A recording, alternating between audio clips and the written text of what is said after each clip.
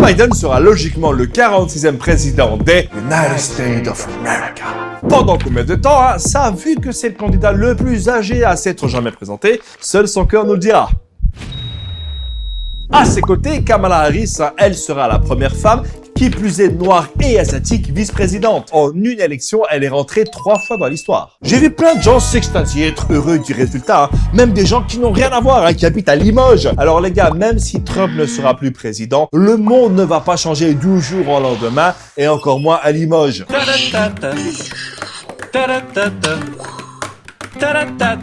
Ça fait presque un demi-siècle que Joe Biden est dans le game de la politique et ça fait un moment qu'il court après la présidence. Et du coup, quand je te dis court, hein, t'as compris, c'est une image. Il a été sénateur pendant 36 ans et vice-président d'Obama pendant 8 ans. Ah, lui, c'est sûr qu'il a jamais été obligé de faire un CV. Contrairement à moi, où j'étais obligé de dire « Oui, j'aime le sport et la lecture », alors qu'on voit très bien que j'aime pas la lecture. Et même si on peut être content que Trump ait perdu, il faut pas faire la même erreur qu'avec Obama. Ah, le mec, hein, sous prétexte qu'il écoutait du rap et qu'il faisait du basket, il était vu comme un héros, un sauveur après Bush, et il a même reçu le prix Nobel de la paix. Alors oui, il a initié une représentation politique plus équitable et inclusive, et mené des réformes, mais il faut pas oublier qu'entre deux paliers, le mec, il lançait des milliers d'attaques de drones, le mouvement Black Lives Matter a vu le jour, et il a laissé un pays suffisamment divisé pour donner naissance à Trump. You are fake news. Le programme de Biden est assez simple. Pour lui, le plus important déjà, ce serait que vous abonniez à la chaîne. Alors, abonnez-vous. Abonnez-vous à IG+.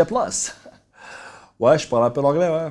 Non, plus sérieusement, en vrai, il veut endiguer l'épidémie, inverser la politique de Trump, revoir le système de santé, lutter contre le réchauffement climatique et augmenter les impôts des plus riches. Après, quand tu sais qu'il a eu la campagne la plus chère de l'histoire, notamment grâce à de généreux milliardaires, je me demande comment il va faire. Joe Biden veut aussi rassembler les Américains. sauf qu'il n'a pas été élu avec une majorité écrasante. C'est pas Bouteflika non plus. Et il faut pas croire que tous les problèmes vont s'arrêter par magie, surtout vu le parcours de Joe et Kamala. Malgré son programme actuel, Joe Biden a soutenu en 1994 une loi de lutte contre la criminalité qui est en partie responsable d'un nombre incroyable d'incarcérations de Noirs pour des faits mineurs. Et Joe, c'est pas parce que t'as bossé pour Obama qu'on a oublié, hein. Et je suis sûr c'est le genre de mec qui pourrait te dire « Attends, pardon, moi, raciste, t'as oublié que j'ai bossé pour un noir et en plus, je dors dans le noir. Alors c'est vrai que là, je suis vachement raciste. » Et grâce à Google, hein, même si sa mémoire est inférieure à celle de ma femme, on sait que Joe Biden a changé plusieurs fois d'avis sur l'avortement et avait même donné son feu vert pour l'invasion de l'Irak. Alors oui, après, il a dit qu'il regrettait, mais je suis désolé, tu peux regretter le fait d'avoir claqué tout ton argent pour acheter une PS5 parce que tu t'es dit « Hey les gars, on vit qu'une fois », mais regretter un vote qui a tué des milliers de personnes, c'est un peu facile. Pour la Palestine, Joe Biden a dit qu'il était pour une solution à 2 États. Sauf qu'à une époque, il disait Were there not an Israel, the United States of America would have to invent an Israel to protect her interest in the region. Et en plus, vu qu'il veut garder l'ambassade américaine à Jérusalem, je pense que lui, la paix, il doit l'écrire PET. Oui, c'est osé. Oui, je dis ce que je pense. Personne ne m'interdira de parler. Biden a aussi promis de rejoindre l'accord de Paris sur le climat et qu'il était prêt, sous certaines conditions, à retrouver l'accord sur le nucléaire iranien que Trump avait abandonné. Et avec tout ça, j'espère qu'il a un dos solide, non, parce qu'à 78 ans, il faut supporter le poids du poste de président. Déjà pendant la campagne, il avait confondu Trump avec Bush. What kind of country we're going to be? 4 more years of Georgia. J'espère juste qu'il fera pas ce genre d'erreur à la fin d'un discours. And to finish my speech, I would like to say to everyone, God bless Jamaica. Mais en cas de problème pour prendre la relève, il y aura la magnifique, la majestueuse, la grande Kamala Harris. Ça se voit que j'en fais trop là, ouais. Alors elle, c'est pareil, hein. C'est bien beau de se la jouer cool parce que tu parles avec Biden en faisant ton jogging, mais il faut aussi voir son parcours. T'as compris?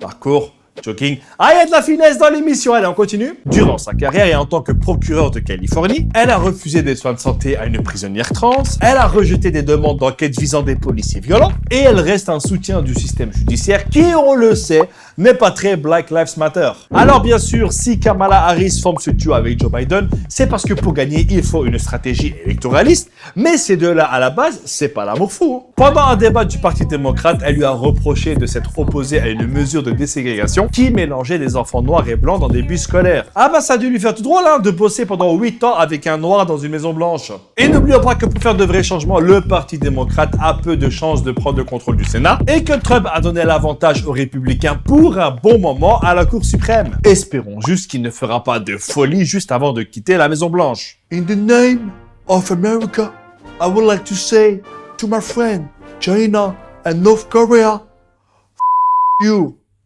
and good luck America. Donc, avant de clamer haut et fort que le duo Biden-Harris va tout changer, n'oublions pas que 1. Les États-Unis se voient toujours comme le gendarme du monde, et 2. Les promesses électorales ne sont par définition que des promesses. C'est comme au McDo, le burger affiché te donne envie, mais quand tu ouvres la boîte, ça ressemble vachement à une shakshuka. Et avec tout ça, j'ai une question. Pensez-vous que la défaite de Trump est un mauvais signe pour Marine Le Pen et tous les extrêmes? Vous mettez ça en commentaire, et on se donne rendez-vous la semaine prochaine.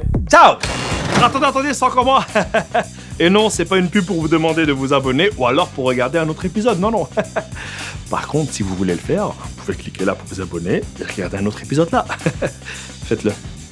Je vous attends. J'ai tout mon temps.